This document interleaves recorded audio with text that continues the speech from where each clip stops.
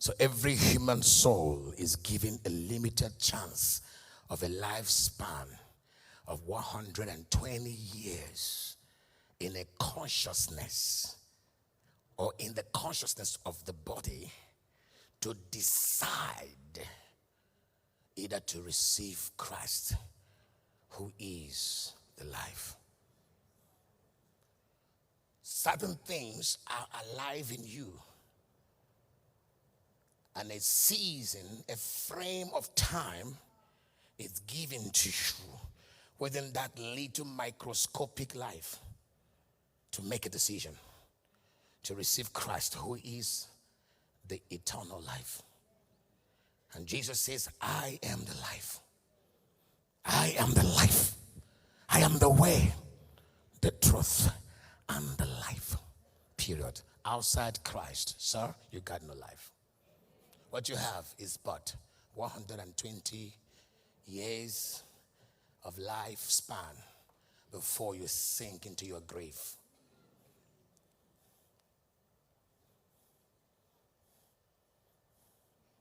So 120 years was a time span given to everyone to make a decision to either go into eternal damnation or eternal life. It is your choice. The greatest gift from God to man is the power of choice. Many have ridiculed it and believed nonsense. Don't worry. One day you will stand before God and realize that your choice had put you where you're going. Because no one has ever heard. Everyone, I believe, must have heard. If you refuse Jesus, hell is the final destination. So God will ask you, did you remember that you were asked this? And you said yes. You made the choice. God will never put anyone in hell. People make that decision. What is hell? The absence of God's presence. The absence of God's goodness. Hell is not necessarily, people don't know that. Can I tell you what hell is? If you wake up in the morning, you drink Coke. You drink 5 bottles of Coke. Around 12 in the afternoon, you drink 10 bottles of Coke. Around 8 p.m., you drink 6 bottles of Coke. What will happen in the next couple of years? You have what we call insulin resistance. And you develop diabetes. And if you continue drinking it, you have renal failure. Your kidneys will fail. Your liver will fail. Your heart will fail. And you will die. That's hellfire for you.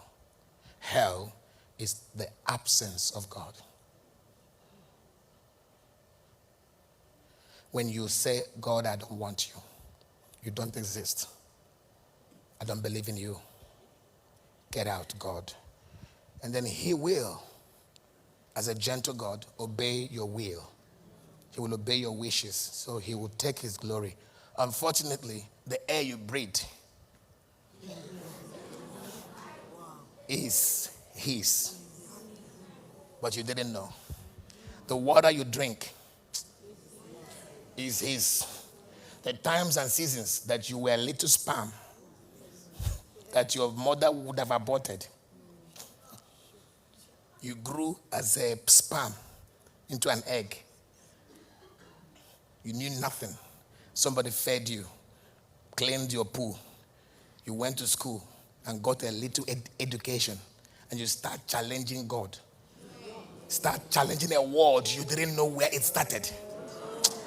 That's why the Bible calls them fools. It says a fool says that there is no God. Because this is the highest level of foolishness. A little sperm from nowhere. From the ecstasy and the lust of your parent.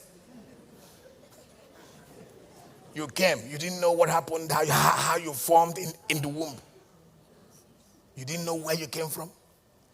Suddenly you become so arrogant and say, God, go your way. Then by the time he goes, water will go. Oxygen will go. Trees will go. Seasons will go. Winter will go. Summer will go. Autumn will go. Everything that sustains human existence, he will go. So what do you see? Dryness, thirsty, with no water. Stress, absence of God is hell.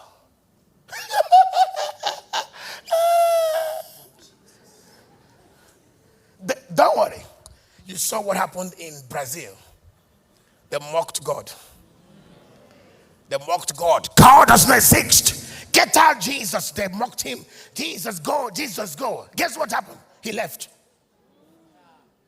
For once in a moment, God turned his back. So you don't want me, so he stepped out. Suddenly, the same Satan they were exalting with horns brought to them wind, storm. The nation sank into destruction. The next day, they started praying.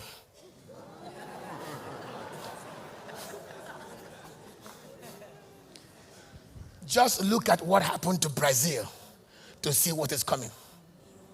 God is, you see all these atheists that are acting up, they will cry.